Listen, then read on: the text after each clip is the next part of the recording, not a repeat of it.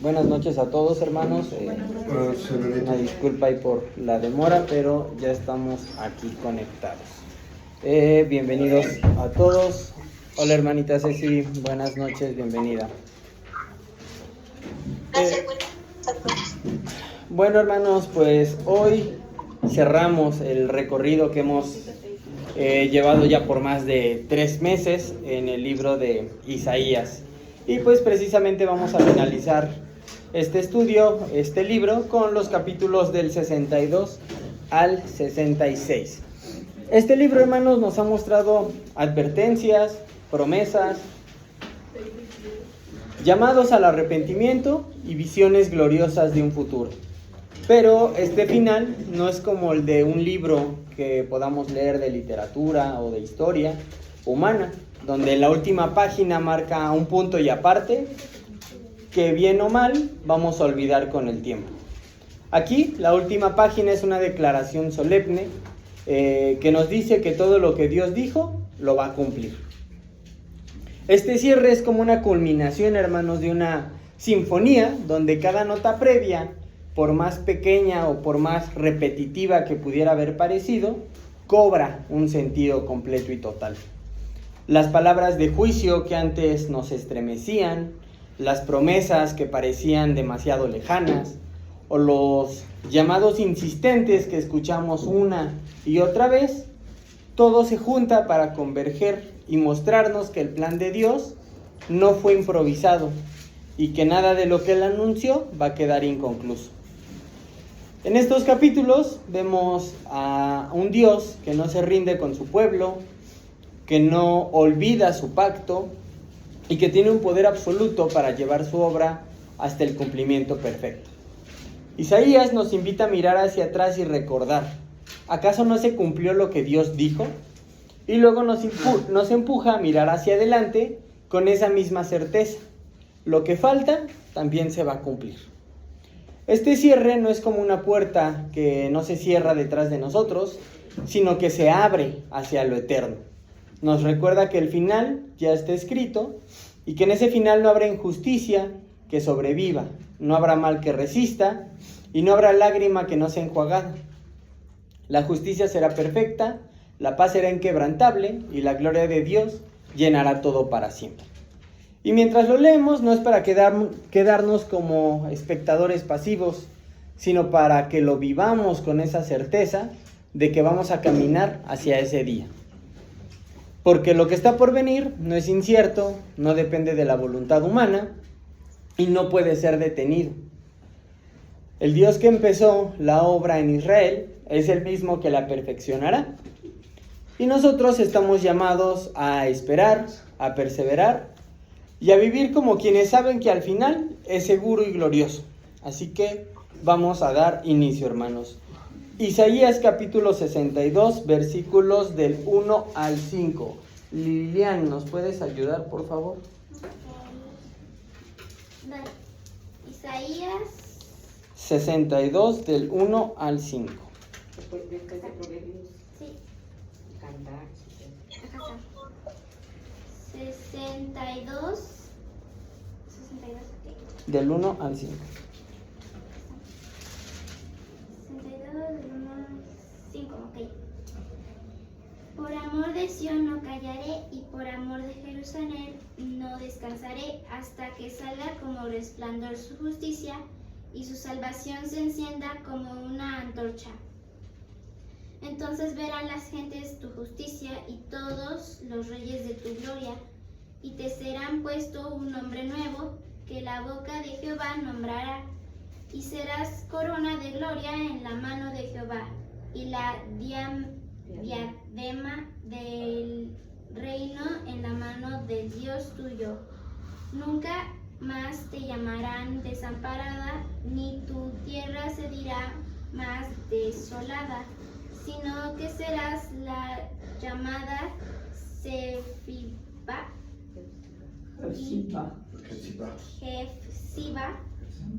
y tu tierra Beula, porque el amor de Jehová estará en ti, y tu tierra será desposada, pues como el joven de desposa con la Virgen, se desposarán contigo tus hijos, y como el gozo del esposo con la esposa, así se gozará contigo el Dios tuyo.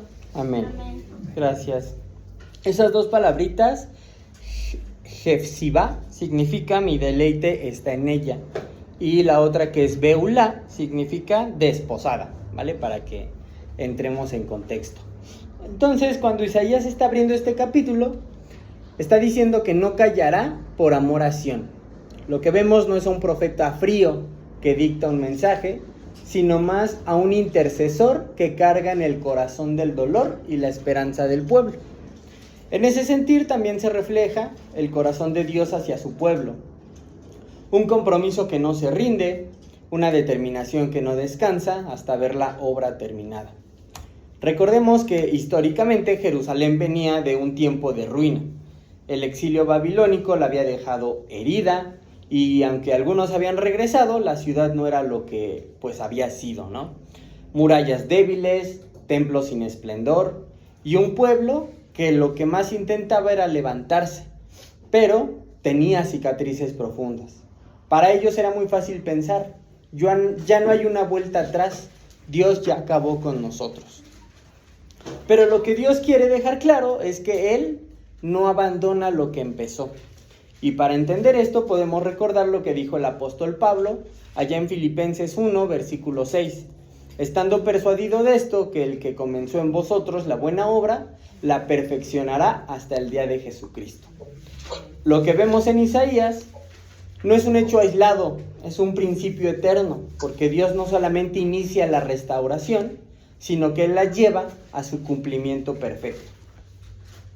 En aquel momento esa restauración se mostraba con un cambio de nombre.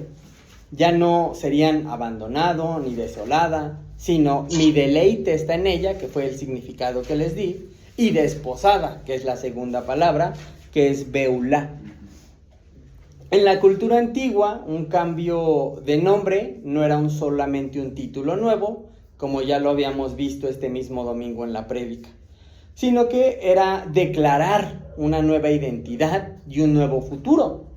Dios se presenta como un esposo que toma nuevamente a su esposa, no con rencor ni distancia, sino con un gozo completamente renovado.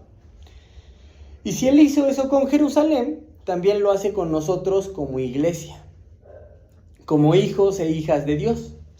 A veces, muchas ocasiones, nosotros mismos seguimos llamándonos por nombres viejos, como débil, como pecador, como fracasado, pero Dios nos llama por el nombre que Él nos ha dado en Cristo. Ese nuevo nombre no es temporal, sino que es eterno. No es un cambio superficial, es un cambio de identidad que se debe de notar, porque la obra de Dios siempre es visible, siempre y cuando la recibamos con gozo. Como iglesia tenemos esa misma nueva identidad y un destino que cuidar. No somos simplemente un grupo de personas más, somos el pueblo amado de Dios, la novia del Cordero, llamada a brillar con justicia y verdad en medio de todo el mundo de oscuridad. Dios no se rinde con nosotros y lo que Él empezó en cada uno y en todos, lo va a terminar.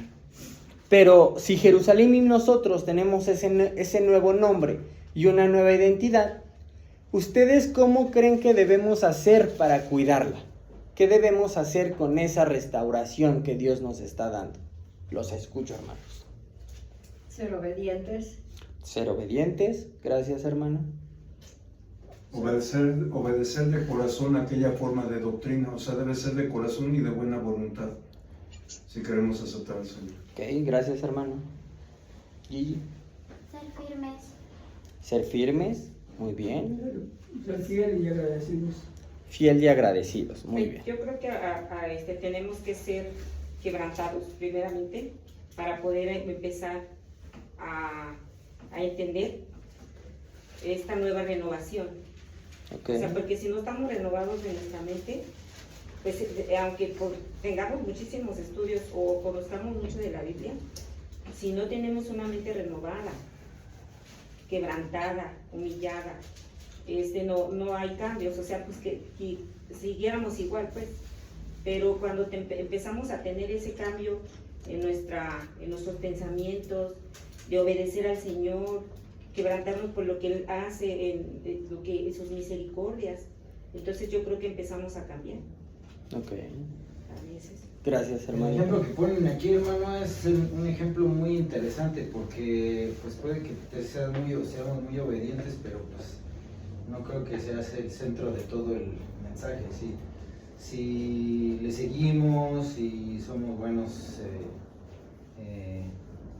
con todas las personas y cumplimos todo eso, pero si no hay amor a Dios, no nos sirve de nada, ¿no? Yo creo que el principal elemento es aprender a amar a Dios, ¿no? Aprender, quebrantamiento. Aprender a amarlo y hacer todo lo que acaban de decir, hacerlo por amor a su nombre. Hay una constante en todo esto, hermanos, muchas gracias.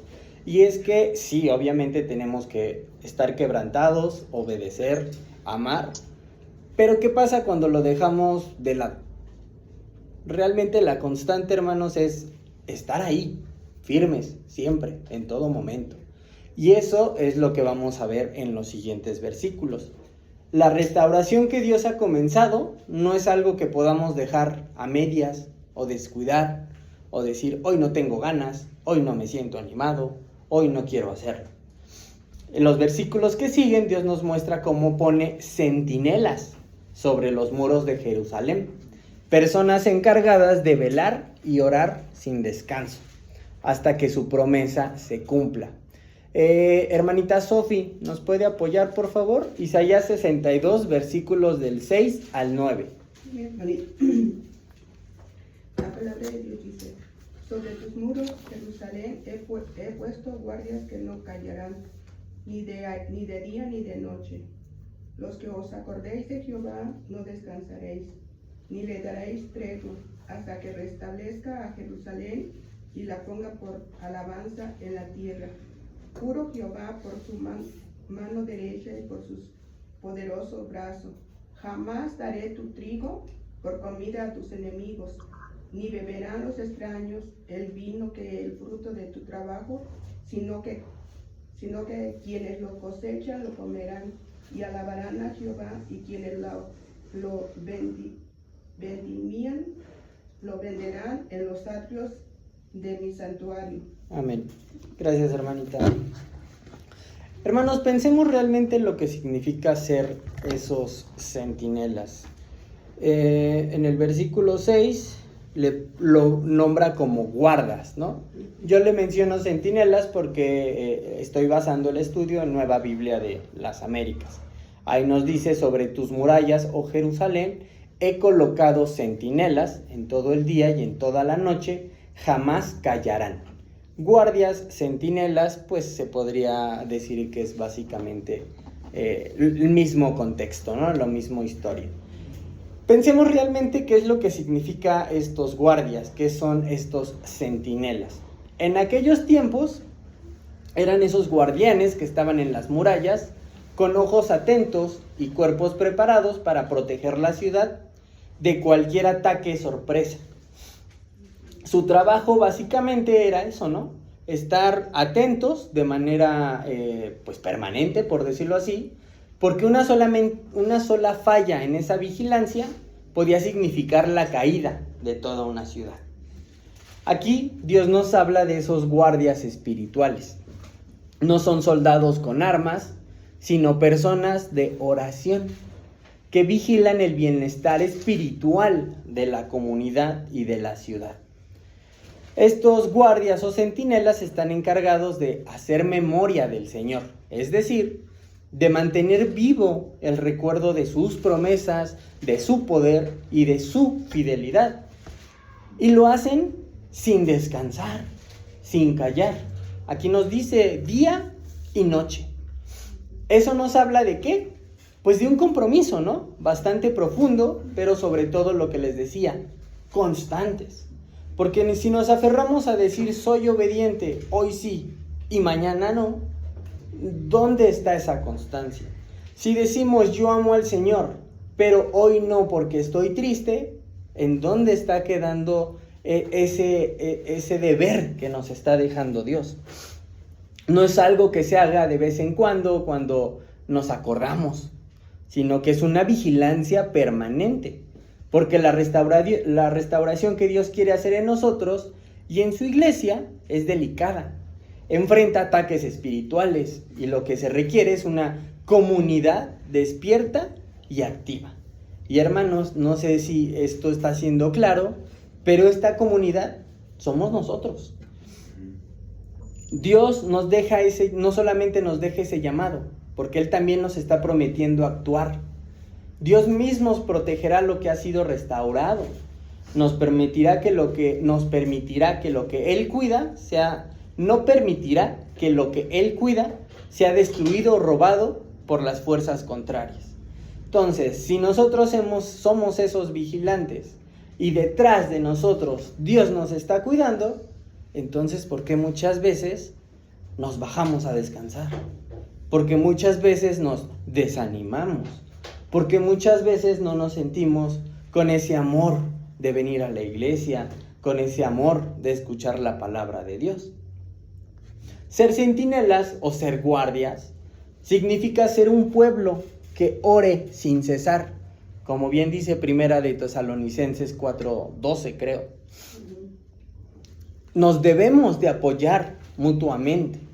Tenemos que estar atentos a las necesidades espirituales, pero sobre todo tenemos que mantener esa esperanza viva, sabiendo, porque nosotros sí lo sabemos, que Dios es fiel y Él sí va a cumplir lo que ha prometido. Adelante, hermano. Hermano, esto de los guardas o centinelas que está hablando aquí Isaías, me acordé inmediatamente lo que viene en Apocalipsis 12:27, o sea, como una vez que somos convertidos, obedecemos el Evangelio, inmediatamente tenemos una lucha espiritual contra las huestes de maldad, Satanás, ¿no? Y aquí dice que obviamente está escrito, cuando dice el dragón se llenó de ira contra la mujer y se fue a hacer guerra contra el resto de la descendencia de ella, de los que guardan los mandamientos de Dios y tienen el testimonio de Jesucristo. Entonces, ¿quiénes son los que guardan los mandamientos de Dios? Nosotros, exacto, la iglesia del Señor. Entonces seremos los guardas o centinelas, precisamente. Gracias, hermano. ¿Me puede apoyar continuando en el Sí, versículo 10 al 12, ya para terminar el capítulo 62? Sí, hermano. Ok, dice, pasad por las puertas, haced el camino al pueblo, allanad la calzada, quitad las piedras, alzad pendón a los pueblos. He aquí que Jehová hizo oír hasta lo último de la tierra. Decid a la hija de Sión, he aquí viene tu Salvador, he aquí tu recompensa con él, y delante de él su obra. Y les llamarás pueblo santo, redimidos de Jehová, y a ti te llamarán ciudad deseada. Tú no desamparada. Amén. Gracias, hermano. Además de lo que ya vimos, también tenemos que ser agentes activos en la manifestación de su reino. No basta con esperar que la restauración llegue sola. Somos llamados a preparar ese terreno, a despejar el camino para que la gloria de Dios pueda avanzar sin ningún obstáculo. En la cultura antigua, preparar el camino para el rey era una tarea de vital importancia. Implicaba eliminar piedras, abrir caminos, asegurar que el paso fuera seguro y digno para alguien de esa autoridad. Si en esos tiempos estamos hablando de que para un rey terrenal hacían eso, imagínense cómo debería de ser para nuestro rey celestial. Porque para que Dios pueda obrar plenamente en nuestra vida y en la iglesia, debemos de eliminar todo aquello que dificulte su obra. ¿A qué me refiero con esto? Pecados no confesados, rencores, indiferencia espiritual, miedo, dudas, quejas, chismes, y la lista es interminable. Si nos seguimos con esto, pues no vamos a acabar. Tenemos el llamado a esa limpieza interior, pero sobre todo a la limpieza comunitaria, a despojarnos de cualquier barrera que impida que Dios se mueva libremente entre nosotros. Pero esto, hermanos, requiere de valentía y de una disposición para un cambio real. Esto no significa limpiar nuestro corazón y nuestras actitudes solamente, sino también revisar lo que sucede a nuestro alrededor. Las cosas que la iglesia está tolerando, las divisiones, la rutina que enfría a los hermanos dentro del espíritu, o las prácticas que los mismos hermanos hacen ya de manera cotidiana. Todo eso es un obstáculo extremo que impide que la gloria de Dios se manifieste en medio de nosotros. Por eso, limpiar implica ser honestos, tanto con nosotros mismos como con la iglesia, y estar dispuestos a eliminar lo que bloquea el mover de Dios sin importar lo difícil que esto sea. Hermanos, esto es básicamente cuando un hermano nos exhorta. Esto es básicamente cuando un hermano nos dice: hermano, estás mal. Y nuestro pecado o nuestra carnalidad es sentirnos, enojarnos, ofendernos y decir: me están atacando. Cuando en realidad ese hermano, esa persona o ese grupo, lo único que están haciendo es amarnos, porque quieren que Dios fluya dentro de nosotros y dentro de su iglesia. Pero a la vez también estamos llamados a hacerlo, porque no porque veamos algo malo de manera continua se hace bueno. Estamos llamados a cuidar ese amor y esa espiritualidad. Hermana Irma. Sí, estaba oyendo una prédica que decía el hermano que lo más doloroso es lo más hermoso. Lo más doloroso para el hermano es cuando te exhortan, porque no te gusta que te digan que estás fallando, pero a la vez es lo más hermoso, porque te está ayudando, o sea, a ver tus errores, porque Dios así nos dice: exhorten, hablen y digan fallas y digan esto, porque obviamente ni la persona que está haciendo el mal, ni si uno se queda callado por el amor o por no ofenderla o por no decirles o por esto, eso no. Luego estaba viendo lo que dice Charles Spurgeon. A veces estamos en la iglesia alabando, cantando, alabando al Señor con cánticos hermosos.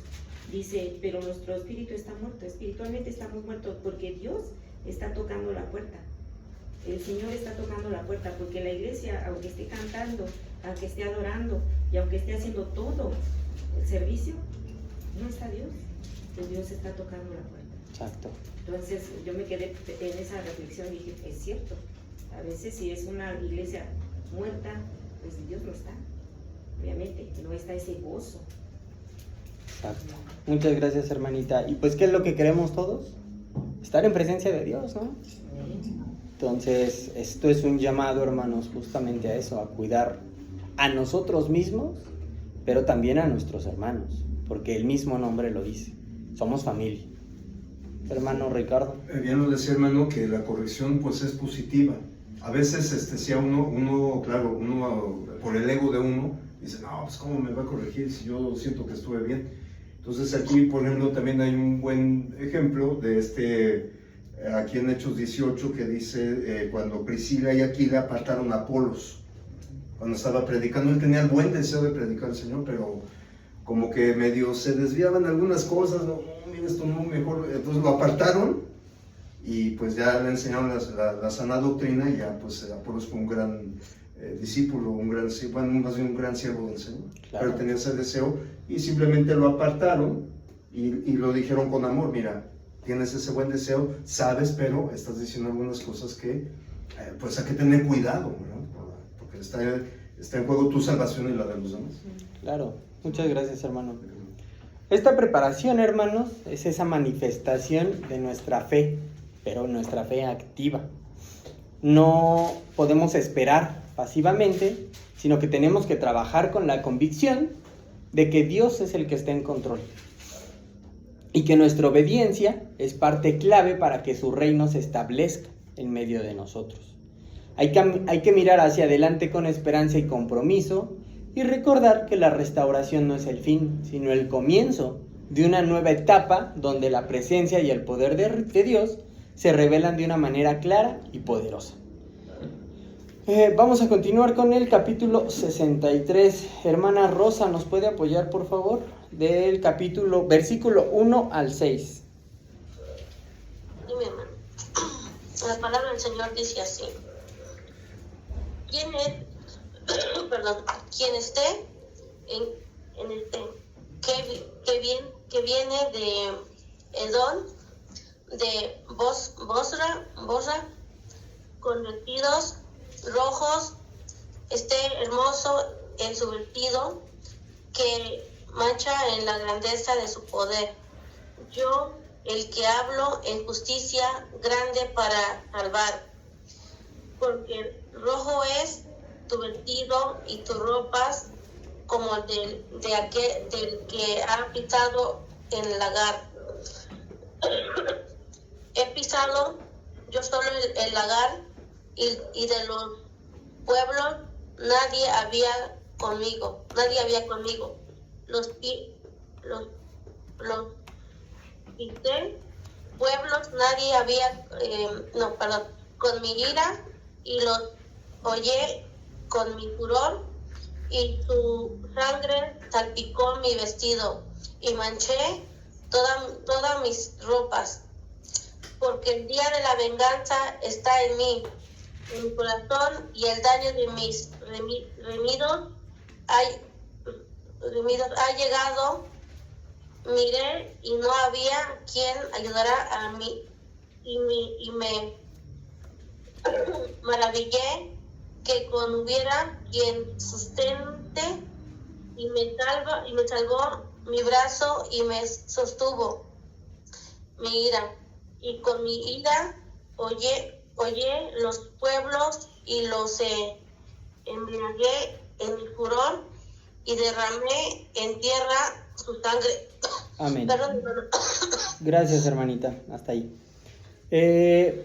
Aquí, hermanos, nuestra hermana leyó la Reina Valera 60, pero si nos vamos a traducción al lenguaje actual, nos marca una tipo conversación, porque en el versículo 1 nos dice que es Isaías quien está hablando y haciendo esa pregunta, ¿no?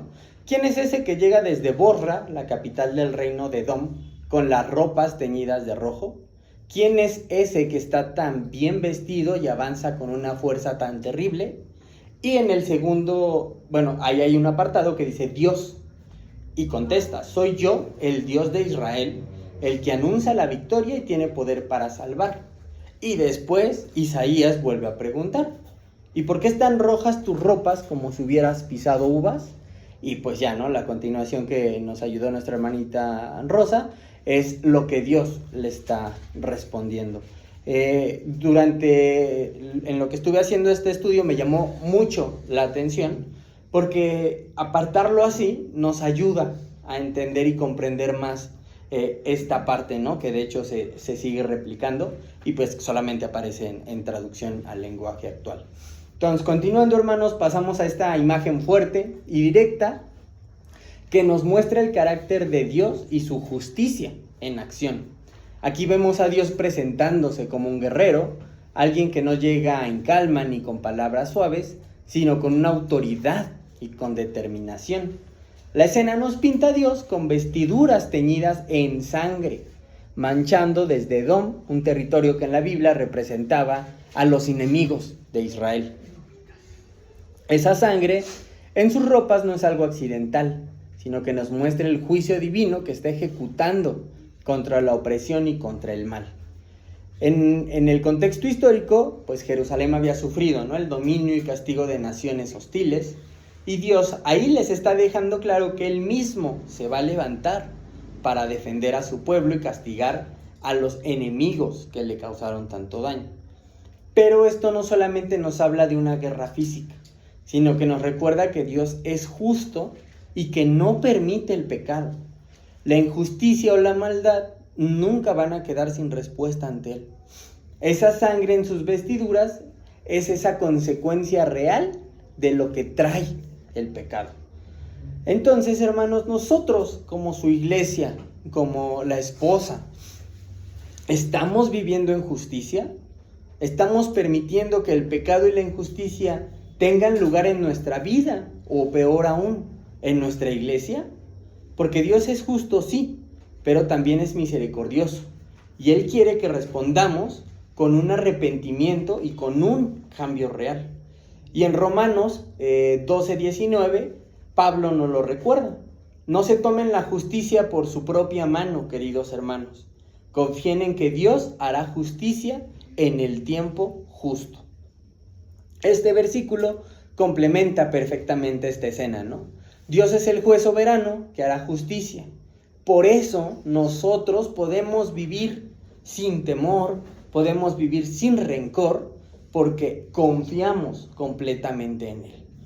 Como cristianos, tenemos que aprender a vivir con integridad, a buscar la justicia y a ser conscientes de que Dios es quien está en control.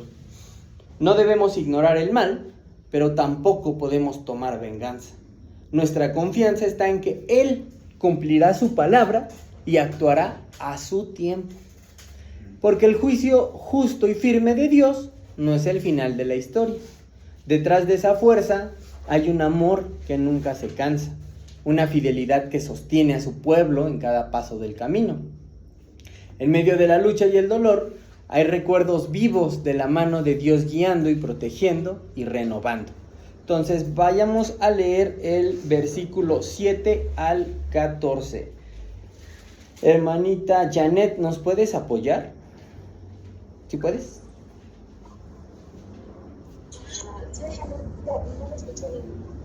Es capítulo 63, versículos del 7 al 14. ¿Del 7 qué? Al 14. Perdón, de las misericordias de Jehová, de memoria de las alabanzas de Jehová, que por todo lo que Jehová les hará, de las bondades y beneficios hacia la casa de Israel, que les ha hecho según tus misericordias y según la multitud de tus piedades. Porque dijo, ciertamente mi perdición, hijos que no mienten y que su salvaré. Entera angustia de ellos está anunciada, y el ángel los paz los salvó. En su honor y en sus clemencias los redimió y los trajo y los derrotó de todos los días de la antigüedad. Aquellos fueron rebeldes se hicieron enojar su santo espíritu, por lo cual se les volvió enemigo y uno mismo peleó contra ellos. Pero se acordó de los días antiguos, de Moisés y de su pueblo, diciendo, ¿dónde está el que les hizo subir del mar con el pastor de su reino? ¿Dónde el que puso en medio de esos santos espíritus? El que los dio por la diestra de Moisés con el brazo de su gloria, el que dividió las aguas delante de ellos, haciéndose así nombre perpetuo, el que los condujo por los abismos como un caballo por el desierto, sin que tropezaran. El espíritu de Jehová los pastoreó como a una bestia que sigue al valle. Así pastoreaste a tu pueblo para hacerte nombre glorioso. Amén. Amén. Gracias, hermana. Esto es un hermoso recuerdo de la fidelidad de Dios a lo largo de la historia de su pueblo. Isaías nos invita a no olvidar las misericordias y bondades que Dios ha mostrado una y otra vez, incluso cuando parecía que todo estaba perdido. Así como nos comentaba nuestra hermanita Ceci la clase pasada, ¿no? Esos ciclos de pecado sin fin, también se ve esos ciclos de misericordia y de amor sin fin de Dios. Aquí imaginemos a Isaías hablando con Dios como quien recuerda una historia de amor y de protección. Nos cuenta cómo Dios liberó a Israel de Egipto, cómo lo guió por el desierto y cómo su mano poderosa nunca los abandonó. Y esto, hermanos, no solamente es una historia, sino que es una promesa hoy para nosotros. Porque en nuestra vida y en la iglesia puede que enfrentemos pruebas, puede que tengamos desafíos, pero este pasaje nos anima a mirar atrás y a reconocer que Dios siempre ha estado ahí, porque su amor y cuidado no depende de nuestras circunstancias, sino de su fidelidad, que sabemos que es eterna. Una imagen de Dios como un padre que fortalece y guía a sus hijos es lo que se nos está presentando aquí, porque nosotros no somos huérfanos, no estamos solos. Dios nos sostiene con su amor y nos anima a seguir adelante. incluso cuando el camino, las situaciones parecen difíciles. Y esto, hermanos, es la memoria que tenemos que tener como clave para mantener esa esperanza siempre viva, pero sobre todo nuestra fe firme. Porque cuando recordamos lo que Dios ha hecho, nos fortalecemos para enfrentar lo que viene. Hermano Ricardo. Hermanito, gracias, perdón. Allá afuera en el mundo dice, no, es que Dios es un Dios, ¿por qué permite? Si Dios es bueno, ¿por qué permite que los niños mueran? Que no sé qué. Pero hermanos, recordemos que precisamente como lo dice, la misericordia de Dios no solamente es un Dios de justicia, sino también su misericordia. Hay un texto del profeta Jeremías, Lamentaciones 3, del 22 al 24, que dice, por la misericordia de Jehová no hemos sido consumidos, porque nunca decayeron sus misericordias. Nuevas son cada mañana, grande es tu fidelidad. Mi porción es Jehová, dijo mi alma, por tanto en él esperaré. Entonces, hermano, Dios, nos hacemos la pregunta, ¿Dios quiere que perezca el impío, el pecador? La respuesta es no, no. Como dice en Ezequiel, ¿quiero yo la muerte del impío? Dice Jehová el Señor. ¿No vivirá si se apartare de sus caminos? Aquí lo dice claramente nuestro Señor. Él no quiere la muerte del impío. Pero una cosa, hermano, una cosa es que Dios no quiera y otra cosa es la decisión que vamos a tomar cada uno de nosotros. Porque la salvación es personal. Entonces, a Dios casi le vamos a decir en dónde queremos estar en el día del juicio, prácticamente. Aunque Dios no quiere que nadie perezca, pero cada uno vamos a decidir en dónde queremos estar al final de cuentas. Claro. Gracias, hermano. Vamos a continuar leyendo el versículo 15 al 19 del capítulo 63. Dice la palabra, mira desde el cielo y contempla desde tu santa y gloriosa morada. ¿Dónde está tu celo y tu poder, la conmoción de tus entrañas y tus piedades para conmigo? ¿Se han estrechado? Pero tú eres nuestro Padre. Si bien Abraham nos ignora e Israel no nos conoce, tú, oh Jehová, eres nuestro Padre, nuestro Redentor perpetuo, es tu nombre. ¿Por qué, oh Jehová, nos ha hecho errar de tus caminos y endureciste nuestro corazón a tu temor? Vuélvete por amor de tus siervos, por las tribus de tu heredad. Por poco tiempo lo poseyó tu santo pueblo, nuestros enemigos han hollado tu santuario. Hemos venido a ser como aquellos de quienes nunca te enseñoraste, sobre los cuales nunca fue llamado tu nombre. Estos versículos, hermanos, son esa voz del pueblo que se está volviendo un clamor intenso y lleno de honestidad. No es una queja vacía ni un reclamo sin sentido, sino que es una expresión sincera del anhelo de sentir a Dios cerca en medio de esos momentos de dificultad. Imagínense a Isaías hablando directamente con Dios y preguntándole con un corazón abierto, ¿por qué estás tan lejos? ¿Por qué escondes tu rostro cuando más te necesitamos? Es como cuando nosotros sentimos esa distancia, ese silencio que duele en el alma, y como cuando muchas veces también nos hacemos esa misma pregunta.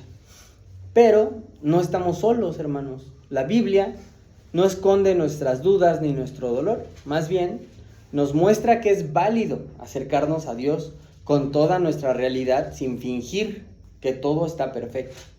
Sin embargo, detrás de ese clamor también hay una firme esperanza y confianza en Dios. Isaías no está olvidando que Dios es nuestro Padre y Salvador, Él que ha guiado a su pueblo desde tiempos antiguos y que nunca abandona a sus hijos. Y nosotros, pues tampoco lo deberíamos de olvidar. Aunque a veces sintamos que Dios está lejos, Él está atento, Él está comprometido y Él sobre todo está dispuesto a restaurarnos. Su amor es constante incluso cuando no lo percibimos claramente. Esta tensión entre la aparente distancia y la fidelidad inquebrantable de Dios refleja la realidad de nuestra vida espiritual. No siempre veremos resultados inmediatos ni entenderemos sus caminos, pero sí podemos confiar en que Él nunca nos olvida ni nos va a dejar caer. Vamos a pasar con el capítulo 64, hermano Omar. ¿Nos puede apoyar del versículo 1 al 4, por favor? Sí. Dice así la palabra de Dios.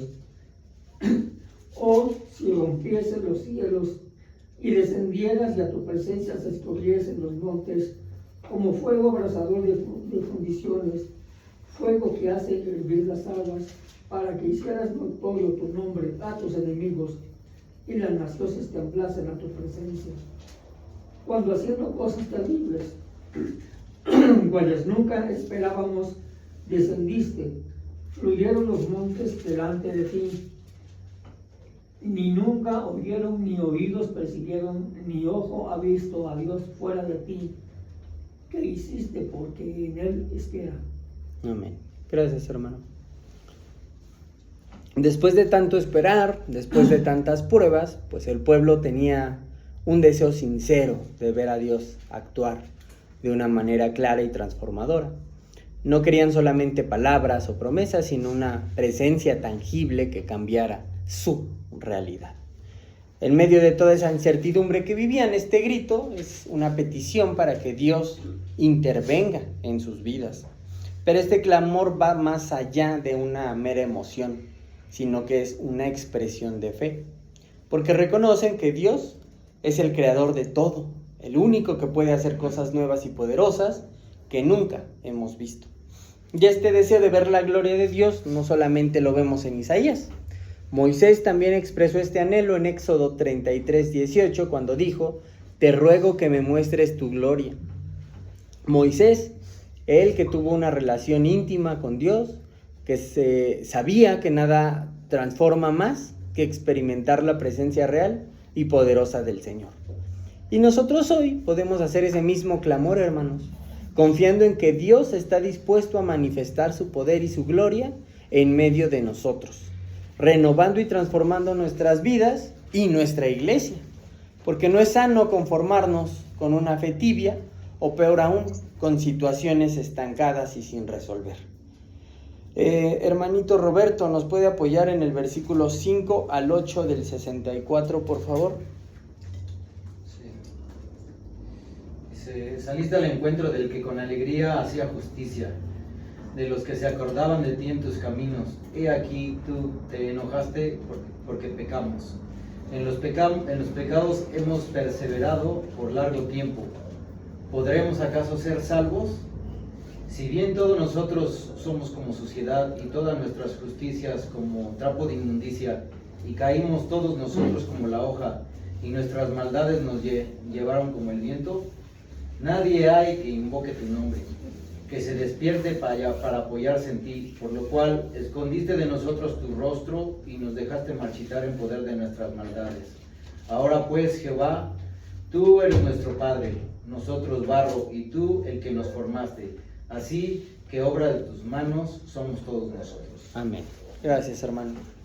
Hermanos, una pregunta. ¿Cómo actúa el barro ante el alfarero? Es moldeable. Moldeable. Hermana Janet. Simplemente no puede hacer nada, porque es una creación. Es una creación. ¿Okay? ¿Alguien quiere agregarle otra definición al barro? El barro tiene que tener ciertas condiciones para que pueda ser moldeado. O sea, necesita, si es el puro barro sin agua, no va a tener no se deja la moldear. condición, ¿no? Para que pueda ser moldeado, ¿no? Exacto. Y aparte, pues necesitan de un cierto número de herramientas y que tenga el que va a formar el recipiente o la vasija o lo que quiera. O sea, tiene que ser un experto, alguien que sepa hacer Ok. ¿no? Gracias, hermano. Gigi. También el barro, cuando ya está como ya está moldeable, pues necesita tener una forma específica Ok. y que le guste al que le está haciendo. Al alfarero, ¿no? Toma la imagen que quiere el alfarero. ¿Se imaginan al barro diciéndole al alfarero: yo no quería hacer un jarrón, yo quería hacer un molcajete? Ay, así no me gusta, cámbiame. Es de risa, ¿no? Hermano Martín está loco, el barro no habla. Pero esa respuesta es tan sencilla, pero a la vez es muy incómoda. Porque el barro, hermanos, no discute, el barro no se resiste, el barro no le dice al alfarero, ¿no? Hazme de esta forma, así no quiero. El barro simplemente se deja moldear. el alfarero sabe qué forma le quiere dar, cuánto tiempo necesita trabajarlo y hasta dónde se debe de presionar para que llegue a esa forma y alcance su propósito. Bien nos decía nuestro hermano Roberto, no es lo mismo hacer un pequeño jarrón, hacerlo uno más grande. Pero al final del día, el único que sabe lo que va a terminar siendo es el alfarero. Y nosotros, hermanos, somos ese barro. Y Dios es ese alfarero. Él conoce nuestras grietas, nuestras impurezas, y también sabe el diseño final que quiere lograr en nosotros. Gigi. Es que Dios sí quiere que nosotros solo tenemos que dejar que Dios haga lo que Él quiera hacer con nosotros. Exacto. Porque si no lo dejamos, ¿qué somos? Somos ese barro queriendo ser un molcajete en lugar de ser esa figura preciosa que Dios quiere con nosotros. Pero nosotros nos aferramos. Decimos, no, yo quiero estar roto. Yo quiero ser ese barro sin figura, ese barro mal hecho. Hermano Omar. De hecho, esto del alfarero y el barro es la ilustración de las palabras de Cristo. Le dijo que el que quiera seguirme, que se niegue a sí mismo. Exacto. Y negarse a sí mismo es aceptar, ¿no? Derrotado, que necesito de Dios. Y Amén. abandonarme en las manos de Él. Porque Él sabe lo que hace. La prueba está que yo nunca supe en todos esos años. Por eso soy yo. ¿Verdad? Gracias, hermano. Hermana Rosa. O hermano Isidro, no sé quién sea.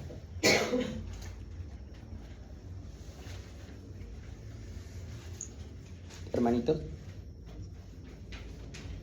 Perdón, hermano, es que no le entendí la micrófono. Dice la palabra del Señor que Dios nos moldea, ¿no? Nos moldea nuestra vida, nos moldea a las personas para cumplir su propósito que Él tiene con nosotros. Entonces, ahí es claro lo que Él dice, ¿no? Conforme a la humanidad y a la voluntad de Dios, ¿no? Nosotros somos moldeados. Amén. Gracias, hermanita. Hermanita Sofi. Bueno, así como dice el hermano Roberto, el barro tiene que estar limpio para poderse poner en el torno, que no lleve arena ni nada de eso, para que ese barro sea moldeado conforme al alfarero con lo que quiera formar. Porque si el barro lleva arena o lleva algo, entonces va a haber poros, y por esos poros pues se va a salir lo que le pongan, ya sea agua o algo. Y así como decía, nosotros somos ese barro. Cuando se hace por decir una taza o lo que uno quiera, lo mete al horno para que esa se cosa y pueda darle forma, ya sea un jarro o algo. Es lo mismo que a nosotros, cuando nosotros nos dejamos moldear por Dios y queremos hacer su voluntad, Dios permite que tengamos pruebas para que nosotros vayamos creciendo espiritualmente. Es la representación del fuego a la cosa que se haga, ya sea un jarro, un tazón o lo que sea. Eso es lo que es la semejanza a lo que uno puede pasar. Yo estuve estudiando con un alumno de Diego Rivera y nosotros hacíamos tazas, todo eso. Entonces, cuando metíamos las cosas al fuego, sí, nos quedábamos sorprendidas cómo eso se iba quemando, y yo decía, no, pues se va a despedazar, y no, al contrario, se va formando más y se va quemando hasta cuando sacábamos ya sea las cosas, veíamos y decíamos, no, pues de veras es algo maravilloso. Okay. Y así es lo que Dios hace con nosotros. Como usted dice, hermano, cuando nosotros queremos ser un paquete, ¿no? Y entonces el Señor agarra la masa otra vez y la vuelve a deshacer y va de nuevo. Entonces, traducido a la vida, es cuando Dios frustra tus planes, que quieres ir en esa dirección porque tú te engañas y dices, no hay problema si voy por ahí, ¿no? Pero el Señor no te va a dejar, porque como dice ahorita, usted lo dijo, él tiene que completar la obra que empezó, entonces él frustra planes y a veces no nos gusta, pero es cuando nos caemos y el Señor nos reprende y entonces agarra otra vez todo el barro otra vez y hasta que la quinta, la séptima ya dice que ya entendí la lección, ok Señor, perdón. Sí. Y entonces ya empiezas a ver tu figura y empiezas a hacer, ok, esto me agrada, ¿no? Creo que por ahí va. Muchas gracias, hermano. Hermano Ricardo. Sí, rápidamente, hermano. Romanos 9, del 20 al 21 dice, mas antes, oh hombre, ¿quién eres tú para que alterques con Dios? Dirá el vaso de barro al que lo formó, ¿por qué me has hecho así? ¿O no tiene potestad el alfarero sobre el barro para hacer de la misma masa un vaso para honra y otro para deshonra? Claro. Gracias, hermanita. Hermanita Isabel. El alfarero sabe qué tiempo necesita cada vasija o cada cosa que él está preparando. Le da sus tiempos y así a nosotros. Entonces, él es nuestro mejor alfarero porque sabe el tiempo que nosotros necesitamos para llegar a él. Amén. Gracias, hermanitos. Y aprovechando que la hermana Sofi nos decía, ¿no?, que había trabajado ahí, ¿qué se hace con el barro que ya no, que tiene esas piezas, hermana, que decía? Quedan hoyitos y cuando aunque los metan al horno, quedan los poritos. Entonces cuando se les echa agua, se mina. ¿Pero qué hace el alfarero con ese barro que ya no sirve? Lo desecha. ¿Y ustedes creen que Dios desecha ese barro que ya no sirve? No. Es todavía más poderoso aún, ¿no? Dice que aunque somos trapo de inmundicia. Exacto. Las obras que Dios hace, aún así, son trapo de inmundicia para él, porque la inmundicia nada más es de Dios. Exacto. Muchas gracias. Y ahí entra lo que decía el hermano Roberto, ¿no? Porque así de sucios, así de inmundicia, así de inservible que estemos, Dios sí va a trabajar con nosotros. De hecho, el Señor utiliza, hermano, a las personas que son de lo peor para utilizarles como un instrumento para predicar el Evangelio. Exacto. Gracias, hermanito. Y de hecho también, si se dan cuenta, pues, tal vez cuando quedan los hoyitos en el jarrón, pues lo tienes que romper y volver a hacer. Y en este caso sería el quebrantamiento. Gigi ya me spoileó la clase.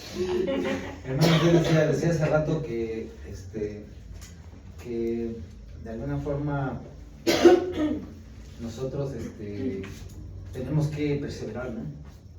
Entonces hay un pasaje que me conmueve mucho que dice, te haré entender y te enseñaré el camino en que debes andar.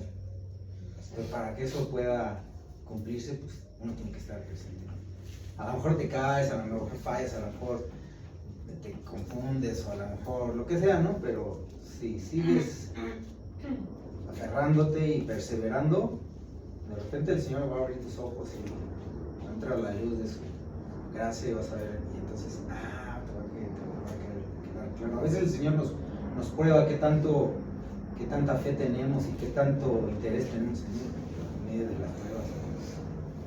Creo que es importante perseverar y seguir. Exacto. Lo veíamos el domingo, ¿no? En la prédica. El regalo está, pero es decisión nuestra cómo la tomamos y cómo actuamos ante ese regalo. Lo podemos, por más cosas que Dios ponga en nuestro camino y que esté ahí, podemos rechazarlo, podemos ser duros, podemos aferrarnos a que nosotros sí tenemos la razón e ignorar completamente y quedarnos como esa vasija rota, como ese barro inservible y no dejarnos transformar, ¿no? Porque aunque Él nos vea imperfectos y frágiles, Él no nos desecha. Él lo que quiere es trabajar con nosotros paso a paso, con esa hermosa paciencia que nos tiene. Pero para que eso suceda, debemos de aceptar algo que muchas veces nos cuesta. No tenemos el control absoluto de nuestra vida. Como pueblo de Dios y también como individuos, nos toca aprender a rendirnos a su voluntad. Y esto significa permitir que Él retire lo que sobra, que elimine esas asperezas, que corrija esa forma torcida, aunque nos duela, porque el objetivo no es lo que a nosotros nos guste, sino es su gloria. El barro en manos del alfarero no teme al proceso, porque sabe que está en manos expertas. Y nosotros también debemos de vivir con esa seguridad. Dios no comete errores, no improvisa y jamás trabaja sin un plan. Cada presión, cada cambio, cada ajuste que Él hace en nosotros es por un propósito eterno. Y muchas veces, como Israel en tiempos de Isaías, nos hemos endurecido. Y para podernos quitar eso, tenemos que llegar precisamente a ese quebrantamiento. No podemos olvidar que nosotros somos ese barro y Dios es el alfarero que guía nuestras vidas. Isaías 64, 9 al 12. Hermana Irma, ¿nos puede apoyar, por favor? Sí. Dice la palabra de Dios: no te enojes sobremanera, Jehová, ni tengas perpetua memoria de la iniquidad. He aquí, mira ahora, pueblo tuyo somos todos nosotros. Tus santas ciudades están desiertas. Sión es un desierto, Jerusalén una soledad. La casa de nuestro santuario y de nuestra gloria, en la cual te alabaron nuestros padres, fue consumada al fuego. Y todas nuestras cosas preciosas han sido destruidas. ¿Te estarás quieto, oh Jehová, sobre estas cosas? ¿Callarás y nos afligirás sobremanera? Amén. Gracias, hermanos. Entonces, cuando venimos de la imagen del barro en manos del alfarero, pareciera que todo es paciencia, ¿no? Moldar, dar forma. Pero aquí Isaías nos muestra ese otro lado. ¿Qué pasa cuando ese barro ya está endurecido, cuando ya tiene grietas?